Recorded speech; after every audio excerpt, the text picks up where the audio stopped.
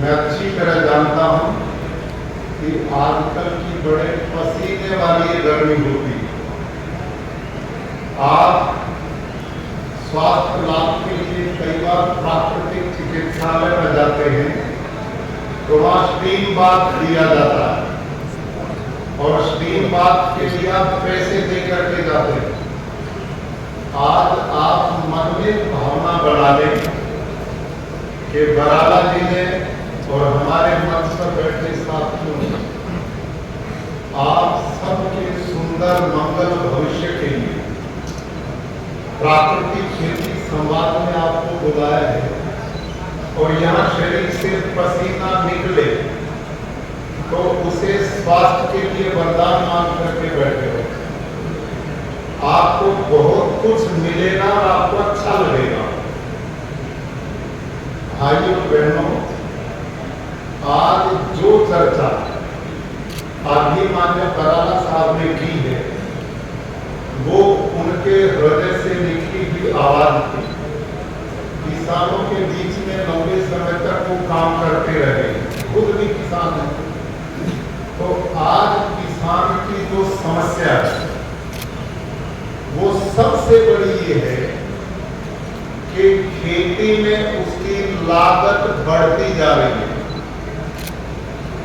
और धरती जो है हमारे बुजुर्गों ने जो दी थी अब वो बंजर होगी नहीं, हो चुकी है।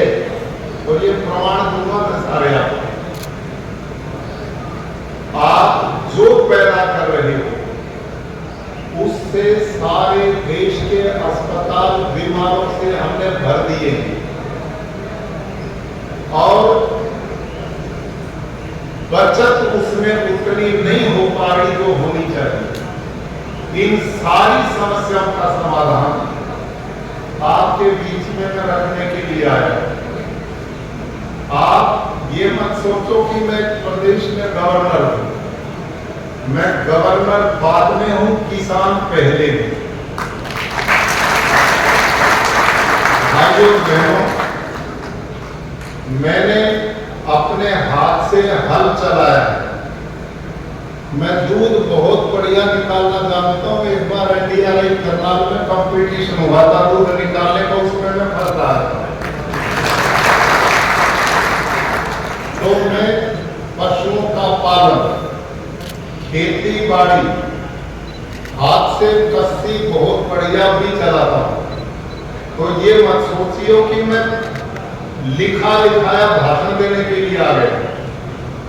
मैं वो बात आपके बीच में करूंगा जो मैंने अपने खेत में अपने हाथों से की है और आप मेरा खेत देख करके भी आ सकते हैं। बिल्कुल है, वहां 1600 बच्चे देश के पढ़ते हैं और वहां 200 किले हमारी जमीन है, 200 एकड़। उस खेत में मैं वही खेती करता था जो आप करते थे। उसमें यूरिया, DAP, पेस्टिसाइड, इंसेक्टिसाइड सब तरह की चीज में डालता था। एक दिन एक घटना घटी मेरे साथ कि हमारे आजकल धान के खेत में एक खेत में काम करने वाला हमारा जो कर्मचारी था वो छिड़काव कर रहा था दवाई का, कीटनाशक का। तो इस गर्मी में उसके दिमाग में चढ़ गई और वो खेत में डोले पे गिर गया, बेहोश हो गया। दूसरा साथी दौड़ा आया और उसने हमें बताया कि वो तो बेहोश हो गया दवाई छिड़कते हुए। हम दौड़े गए, गाड़ी में डाल के लाए, अस्पताल ले गए। 3 दिन में उसकी जान को हमने बचा ली।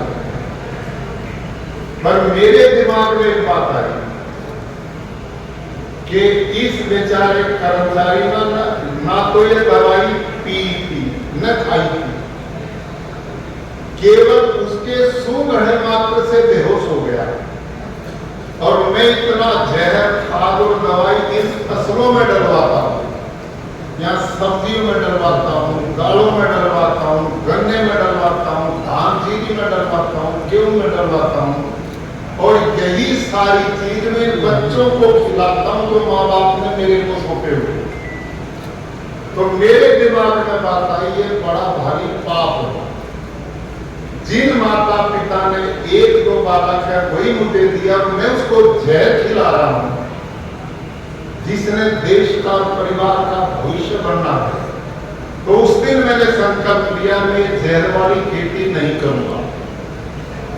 और मैं कुरुक्षेत्र में कृषि विज्ञान केंद्र में गया। वहां डॉक्टर हरिओम जी नाम के कृषि वैज्ञानिक, हिसार यूनिवर्सिटी के वैज्ञानिक, उनसे मैंने जाकर कहा, डॉक्टर साहब मेरे को इसका विकल्प बताओ, मैं ये जहर वाली खेती नहीं करना चाहता, बिना जहर की खेती बताओ कैसे कर सकता हूं। तो उन्होंने अपने कुछ साथी मेरे साथ लगाए और कहा दिया आप जैविक खेती करो। तो जैविक खेती, ऑर्गेनिक फार्मिंग उन्होंने हमारे को सिखाई, हमने ट्रेनिंग ली, मैंने भी ली, मेरे कर्मचारियों